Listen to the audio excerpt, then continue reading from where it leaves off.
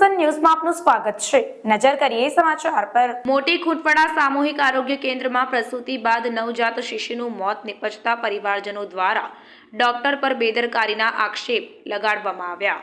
સામાન્ય ગરીબ પરિવારના લોકોને આરોગ્ય અંગેની સુવિધાઓ મળી રહે તે માટે સરકાર દ્વારા વિવિધ કલ્યાણકારી યોજનાઓ અને હોસ્પિટલોમાં આરોગ્ય સ્ટાફ સહિતની સુવિધાઓ પૂરી પાડવાનું જણાવવામાં આવે છે। તેમજ એક તરફ સરકાર દ્વારા આરોગ્યલક્ષી કરોડોના બજેટો મંજૂર કર્યા હોવાના જનસભામાં જણાવવામાં આવે છે। જ્યારે મહુવા તાલુકાના મોટા ખૂંટવાડા ખાતે આવેલ સામૂહિક આરોગ્ય કેન્દ્રમાં ઉગલવાણ ગામના સુમૈયાબેન મજીદભાઈ બેલીમ નામની મહિલાને પ્રસૂતિ અર્થે લાવવામાં આવ્યા, જ્યાં પ્રસૂતિ બાદ નવજાત શિશુનું મોત નીપજ્યું હતું।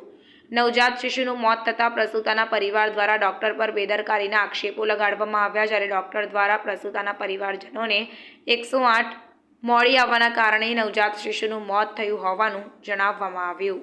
મારો દીકરીનો દીકરો છે, મારો ભાણિયો થાય છે ને અમે ઉગલવાણથી અહીં આવ્યા છે તો આ 108 આવવાના કારણે મારો દીકરીનો દીકરો પ્લસ થઈ ગયો છે। તો હવે આ રીતનું બનાવ બને તો આનો કઈ રીતના ડગલા ભરવાના, આનો કોણ અધિકાર છે? 108 ને ક્યારે ફોન કર્યો હતો? 108 ને ફોન કર્યો તો 10 સાડા 10 વાગે। પછી ક્યારે આવી? કલાક 2 કલાક? 12 વાગે 108 સાડા 11 108 અમારે આનું શું કરવાનું?